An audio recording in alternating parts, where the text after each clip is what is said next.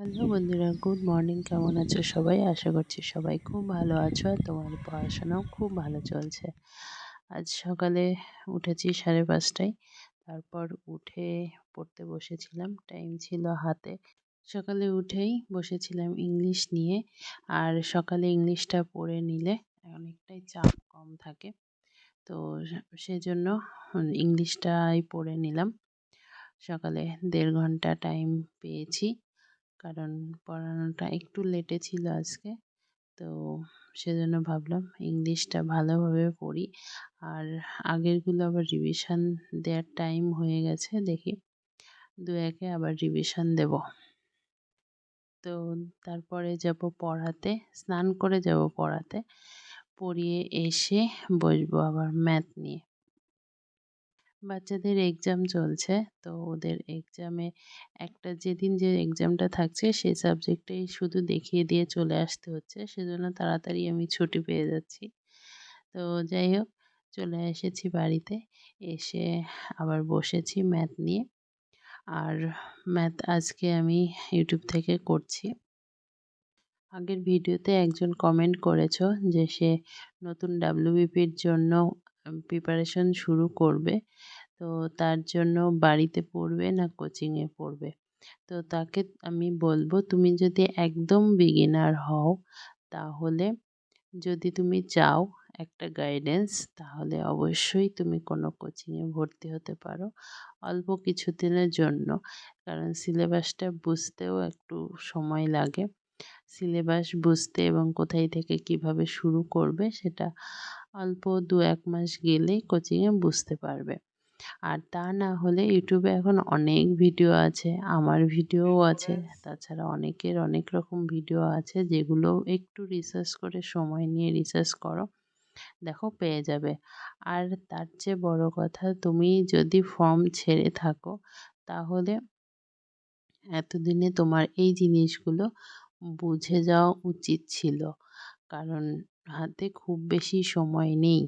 আর যদি তুমি নেক্সট ভ্যাকান্সির জন্য পড়তে চাও, তাহলে আমি বলবো তুমি শুধু ডাব্লিউবিপি নয়, তুমি একবারে এসএসসির জন্য প্রিপারেশন শুরু করো। তাহলে ডাব্লিউবিপি তোমার অনায়াসে হয়ে যাবে, কারণ ডাব্লিউবিপি এরপর ভ্যাকান্সি কবে আসবে তার সত্যিই কোনো গ্যারান্টি নেই।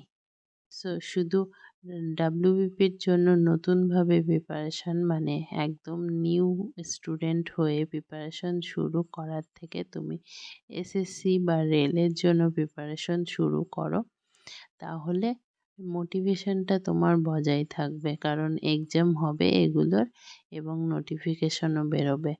ডাব্লিউবিপির ভ্যাকান্সি আবার আসবে বলছে, কিন্তু জানি না কতটা সঠিক, আসবে কি আসবে না। যদি আসে তাহলে তো খুব ভালো, আর যদি না আসে তুমি ওইগুলোতে তোমার একটা জব নিতে পারবে।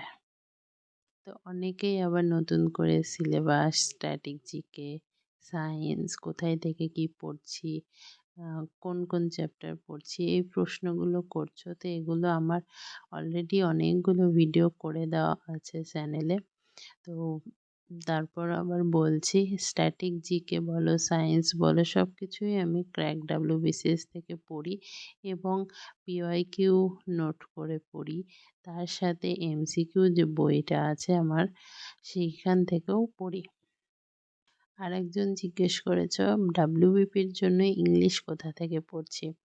তো এর আগে আমি ইংলিশ শুধু ইউটিউব থেকে পড়তাম, আর ইংলিশ গ্রামারের বেস আমার আগে থেকেই খুব ভালো, স্কুল লাইফ থেকে খুব ভালো ছিল। তো সেজন্য ইংলিশ গ্রামার নিয়ে আমার কোনো প্রবলেম হয় না।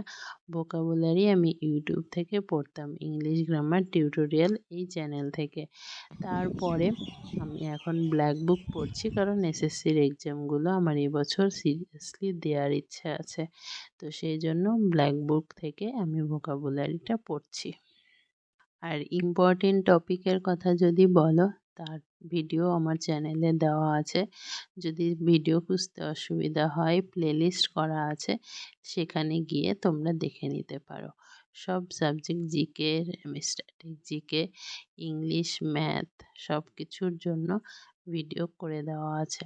তোমরা সেখানে গিয়ে দেখে নিতে পারো, কারণ নতুন করে আবার সেই রিসার্চ করে আবার সব কিছু করে ভিডিও করা পসিবল হবে না আপাতত আমার জন্য। অনেকে তোমরা আমার পার্সোনাল নাম্বার চাইছো, তো আমার পার্সোনাল নাম্বার আমি কাউকে দেই না এবং দেবও না। তোমাদের সব কথার প্রশ্ন, সব কোয়েশ্চেনের অ্যান্সার কিন্তু আমি ভিডিওতে দিয়ে দিই। তারপর আমি টেলিগ্রাম চ্যানেলের লিংক দিয়ে দিয়েছি, সেখান থেকে তোমরা অ্যাড হতে পারো আমার সাথে। চলো আজকের মতো টাটা, ভালো থেকো, সুস্থ থেকো।